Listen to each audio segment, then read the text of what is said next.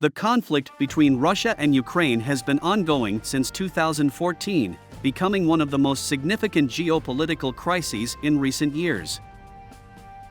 The competition has claimed thousands of lives, and both sides have been accused of using prohibited weapons. In this video, we will discuss the use of British uranium tank shells in the war and its impact on the conflict. Firstly, let's start with the basics. Uranium tank shells are a type of armor-piercing ammunition that is used in tanks. These shells are made of depleted uranium, a byproduct of the nuclear industry. Depleted uranium is denser than lead, making it an effective material for penetrating armor. These shells were first used by the US military during the Gulf War in 1991. The British developed uranium tank shells during World War II as part of the Manhattan Project, a research effort focused on creating an atomic bomb. The idea behind the uranium shell was that, upon impact with a tank or other target, the uranium would release a burst of energy that could destroy the target.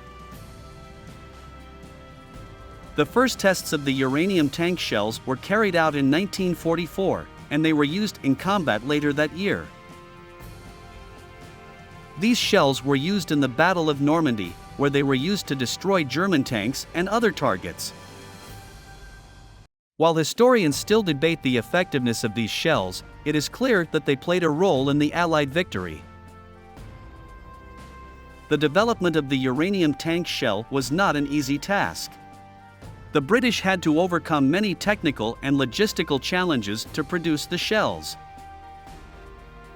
One of the biggest challenges was the handling of the uranium itself. Uranium is a highly radioactive material, and handling it safely was a major concern. The scientists working on the project had to develop new procedures for handling and processing uranium to prevent contamination and radiation exposure. Another challenge was the design of the shells themselves. The uranium had to be carefully placed inside the shell to be in the proper position to release its energy upon impact. The scientists had to experiment with different designs and materials to find the most effective way to construct the shells. The impact of the uranium tank shells on the war effort is still a matter of debate among historians. Some argue that the shells were a major factor in the Allied victory, as they allowed the Allies to destroy German tanks and other targets quickly. Others say the shells were not as effective as some claimed, and other factors played a greater role in the Allied victory. Regardless of their effectiveness, the uranium tank shells have had a lasting impact on the world. The development of these shells was a major milestone in the history of nuclear weapons and paved the way for more powerful nuclear weapons in the decades to come. Controversy about British uranium shell tanks. The use of uranium tank shells has also been a subject of controversy. Uranium is a highly radioactive material, and using these shells created a risk of contamination and radiation exposure for Allied troops and civilians. Some veterans who were exposed to radiation during the war have claimed that they suffered health problems due to their exposure. In addition to the health risks, the use of uranium tank shells has also raised ethical questions. Some argue that these shells constituted a form of chemical warfare, as they used radioactive material to kill or disable enemy soldiers. Others say that the exigencies of war justified the use of these shells and that the Allies had no choice but to use every weapon to win the war. Now, let's use these shells in the Russian-Ukraine war.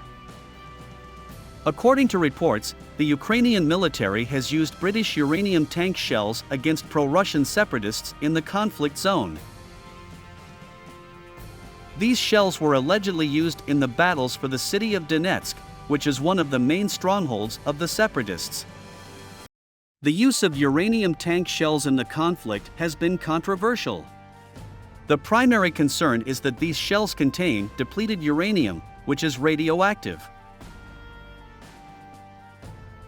When these shells hit a target, they release tiny particles of depleted uranium into the air. People can inhale these particles, and this can cause long-term health problems, such as cancer and congenital disabilities. The use of depleted uranium weapons is prohibited under international law. The United Nations General Assembly passed a resolution in 2007 that called for a global ban on the use, development, production, stockpiling, transfer, and testing of depleted uranium weapons. However, this resolution is not legally binding, and some countries continue to use these weapons. Let's talk about the impact of using uranium tank shells on the conflict. The Ukrainian military has claimed that the use of these shells has been effective in penetrating the separatists' armor and destroying their vehicles. This has given the Ukrainian military an advantage in the conflict, as the separatists have heavily relied on armored vehicles. However, the use of these shells has also had a significant impact on the civilian population.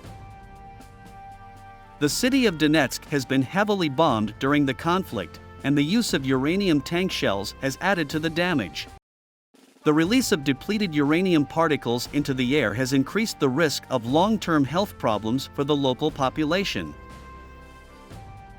There have also been concerns about the environmental impact of using these shells. Depleted uranium is a heavy metal, and it can contaminate the soil and water supply. This can have long-term effects on the local ecosystem and the population's health. The use of uranium tank shells in the Russian-Ukraine war has raised questions about the legality of using depleted uranium weapons in conflicts.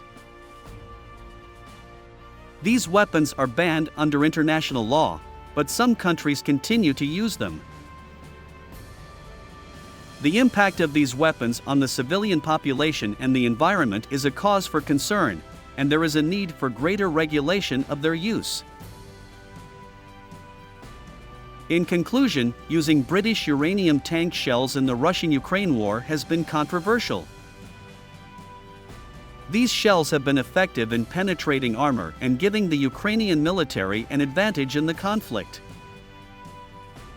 However, releasing depleted uranium particles into the air has significantly impacted the civilian population and the environment. There is a need for greater regulation of the use of depleted uranium weapons in conflicts, and countries should abide by international law and ban their use. Thank you for watching.